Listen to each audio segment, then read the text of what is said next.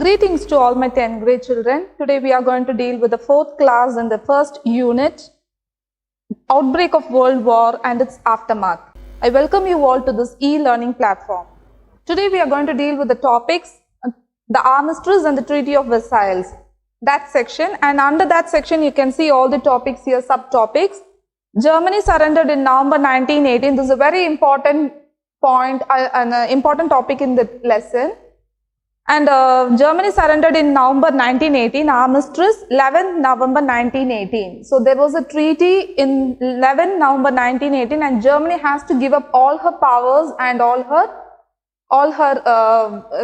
submarines and everything during the World War time.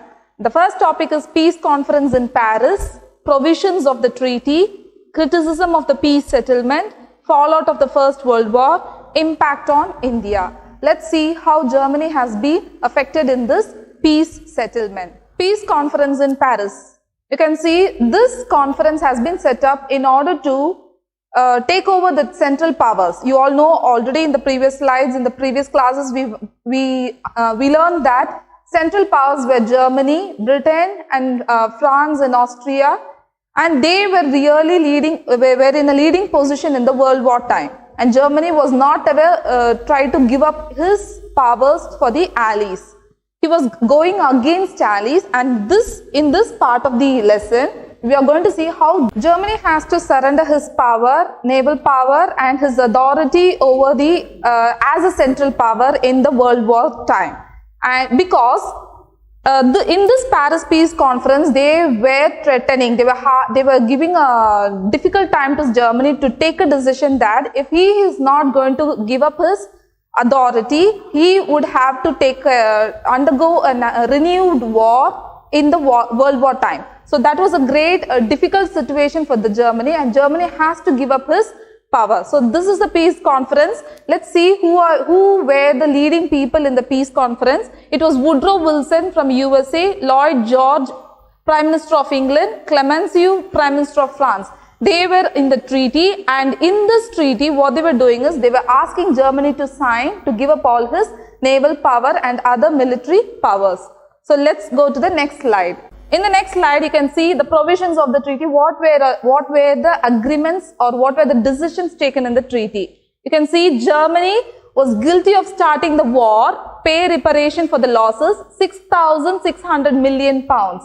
And in the treaty, they were asking Germany to pay for the Allies because of Germany. Actually, what is happening is there was a loss because of Germany, and they were asking Germany to repay 6,600 million pounds, which was a great amount for Germany, and Germany was threatened due to this. So he has to give up, and at least they were asking you have to pay it in installments, but he's not ready to do that. Not ready to do that in the sense he's not able to do that. If he's doing that, his country will be completely under loss. So the next one is German army should be limited, no navy. Okay, and that navy means he can have navy but no submarines. So all the submarines were to be handled to the Allies and no air force. So these were the threatening agreements given to Germany, and Germany has to give up all his naval power. Union of Austria and Germany. Again they were having in the third point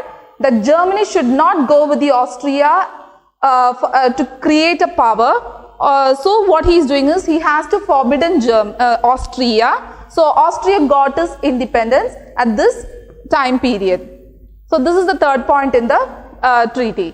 The next one is Germany forced to give up titles and rights. You already know Germany was the superpower. He was the head of the central power. So that titles and everything he has to give up, and those titles should be given to the Allies and German colonies under League of Nations, and all the German colonies, whatever German territories were there, annexed territories, everything should be given brought under the League of Nations. So Germany was really, in a sense, he has been surrounded by all these kinds of threatened agreements. So Germany has no other way to, he has to give up at this time period.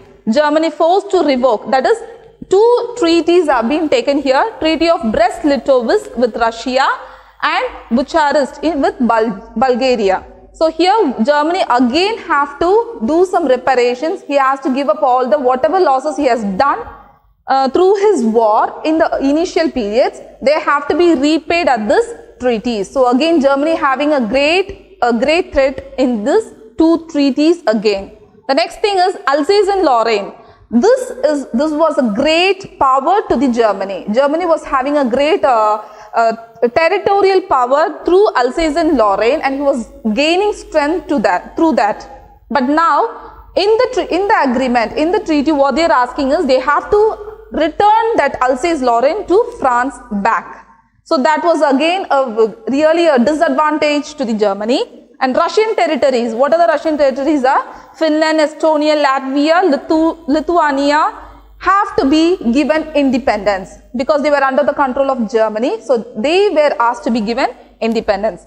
Now the next one is Northern Schleswig, another territory which was given to, should be given to Denmark, and small districts to Belgium. So all the Belgian territories have to be given back to. So again Germany is completely under loss. He's been lost by his territories. He's lost by the reparations of 6,600 million pounds, and his naval power has been taken away. So everywhere Germany is getting a drawback in all the situations. And Poland recreated with corridor to the Baltic Sea containing German port Danzig Free City. So here what is happening is again Poland is a part of Russia, and Russia, this has to be recreated, and this Danzig city, that is Poland was combined with Danzig city, but Danzig city has to be made a free city. It was asked in the agreement, so that was again a drawback for the Germany. Rhineland was demilitarized.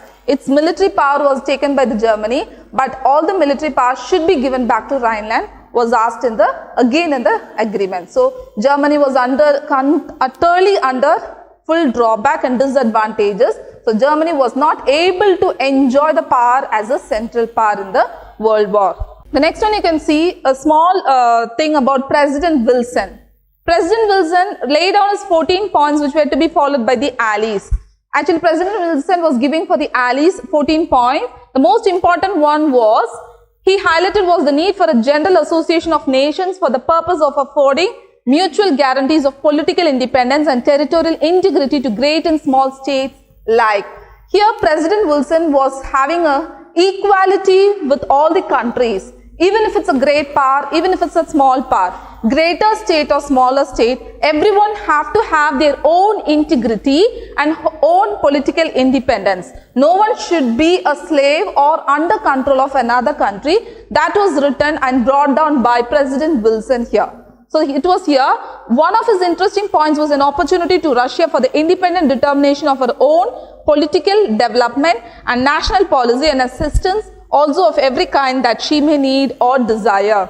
He was really interested in Russia, and Russia was a great nation with a greater territorial area, border, but still Russia was under control of Germany in superpower, in central power, and but Wilson wants Russia to be free, and he is asking Russia should be independent with determination, and she should have her own political development, because Russia, even though is a greater thing, we already learnt in the initial part of the lesson that Russia was not so strong as she has a greater territory.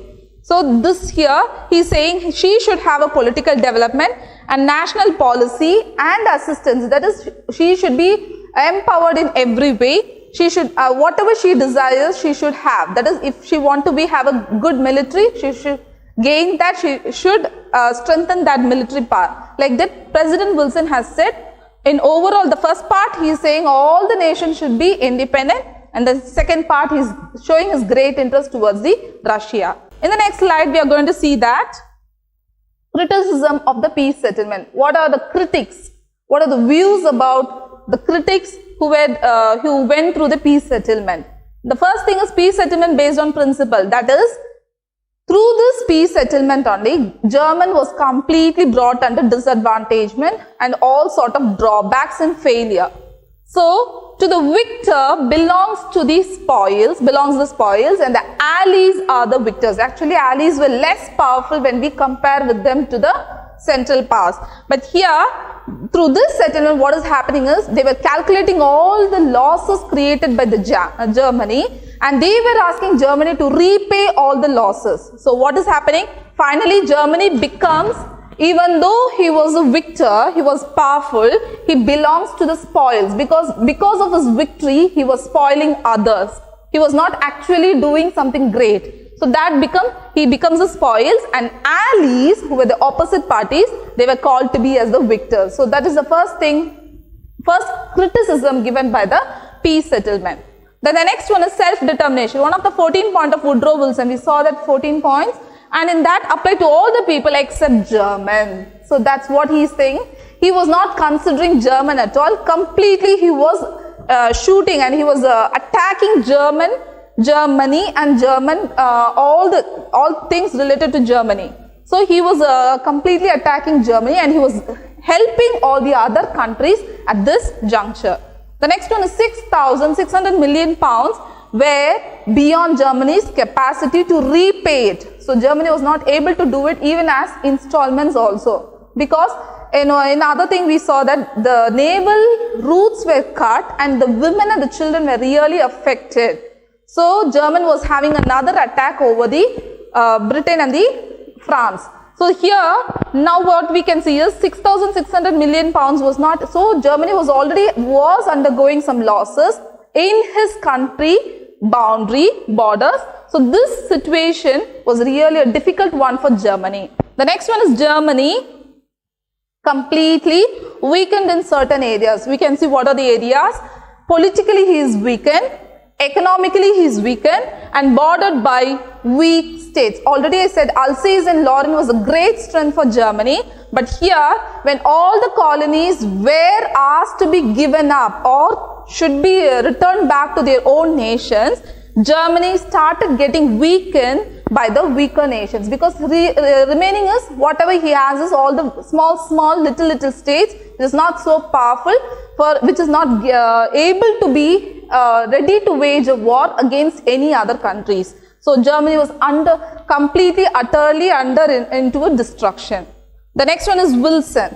Wilson betrayed Germans in Austria. Woodrow Wilson, we saw, he's completely attacking Germany in the peace settlement. So he completely betrayed Germans, and Austria was really a right-handed person for Germans. So he is also attacking Austrians, to whom he made promise that he is making a promise like he has to help other countries like that, and he is betraying Germans and Austrians here.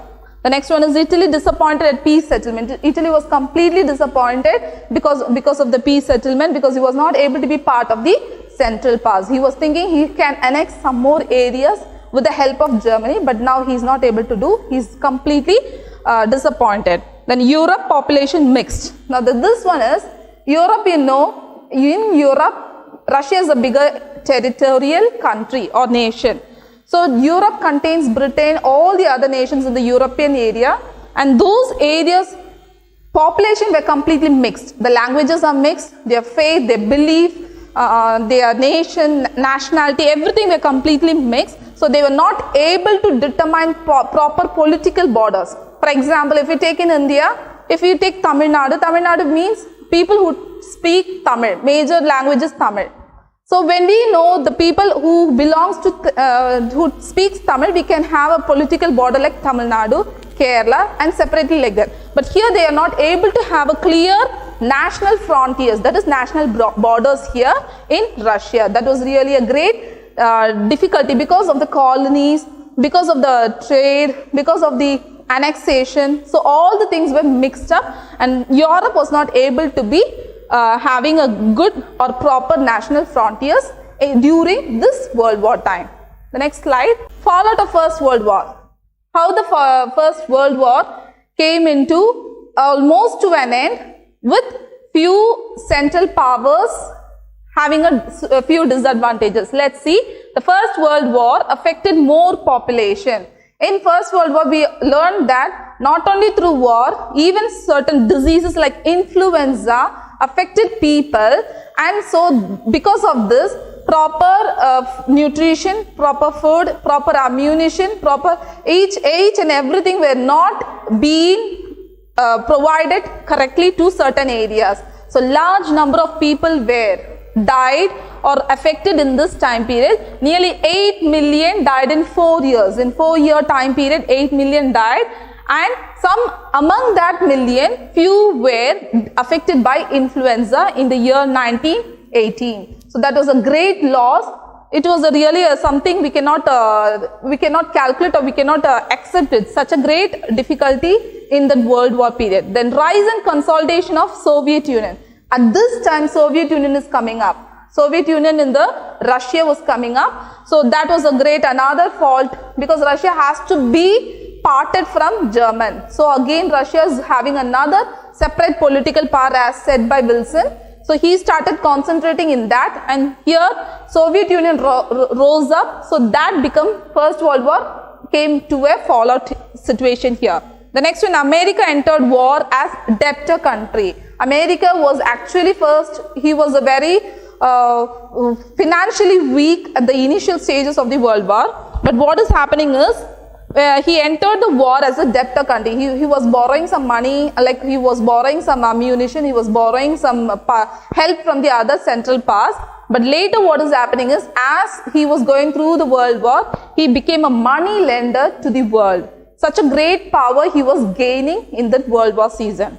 The next one is awakening of colonies, their attempts to gain freedom. Now colonies, even India was at that time, he was awakened. India was also awakened, and many colony like Africa and other states, other countries were really awakened at this juncture. And so what is happening is, they want to gain freedom. So through this, World War came to an end, because the powers were broken, the union was broken. So completely all the colonies were started to come up, and they started to gain freedom. Turkey. The next one is Turkey. Here Mustafa Kemal Pasha, what he is doing is, he want to make Turkey more stronger. So he is modernizing Turkey. He is giving more military training. And so what is happening is, there comes Sultanate, the power of Sultanate, or the rule of Sultanate came to end, and Caliphate also came to end. So it was modernized. It was coming into a modern condition in the Turkey. So that was a very good thing, and Turkey was not under the control of World War. The next one, war gave a great fillip to the women's movement in East and West. Many areas, many places, women started having a thought of getting empowerment. So even if it is a East or even if it is a West, any countries, women started having certain movements, and that made the World War to come to an end. The next one is impact on India. Let's come, this is the last part of your portion today. Impact on India. Here how India was having an impact due to this World War. So significant on impact served in Europe, Africa, West Asia. What is happening is, from India, because India was a colony of Britain, and Britain was using certain Indians for the war, to wage war, to attack other countries. They were using Indians for the Europe, Africa and West Asia. So soldiers, after this World War came to almost to an end, what they are doing is, they are coming back to India, their native country. So new ideas on Indian society. When they go out, when they go to overseas, they automatically gain new knowledge, new experience, which make them to become a new or great thinkers. So when they came back, it was really helping them to have some new ideas to save their country, to help their country. So like that, those all the soldiers, when they came back, they were really bringing inside new ideas to the Indian society. So Indian contribute for the pounds of 300 millions in cash, and the pound of 125 millions in loans. Really, India was being sucked up, and it was being taken away many of its resources from India as cash and as loans. So India was also under getting into a poor state, economic distress. That created an economic distress, and India also had some influenza attack in the Indian society. So again, India, even though it helped in the World War, it was not directly taking part in the World War, but still it was also affected, many losses due to this World War. So as a cash and loans, It was affected a lot, and finally it was affected due to the influenza also. The next one is, you can see many other, you have already learned many Indian leaders and few leaders, because when they went overseas, they got new ideas, they got new opinions and new modernized ideas, thinking also. So this helped them to bring out Home Rule movement, and where in this Home Rule movement, Congress reunited with them and they created more revolution in the country. Then Western revolutionary ideas influenced the nationalists like Bala Gangadhar Tilak, Gopalakrishna Gokhale and so on. So certain nationalists were influenced by the Western revolutionary ideas in this juncture. So India was having a great loss on one side, but India was gaining a rebirth, was taking a rebirth through modernized ideas and thinking at this time period. The next one, Khilafat movement came to an end, and then British disappointed Indians by not giving assured freedom. You all know British was always like a kind of a cheating way. He used to say that he'll be giving freedom in a particular time period, but still they have to fight a lot for that again, and India was not given freedom at the right time. So that was the thing. So that created a great impact in the Indian society. Thank you. Have a nice day.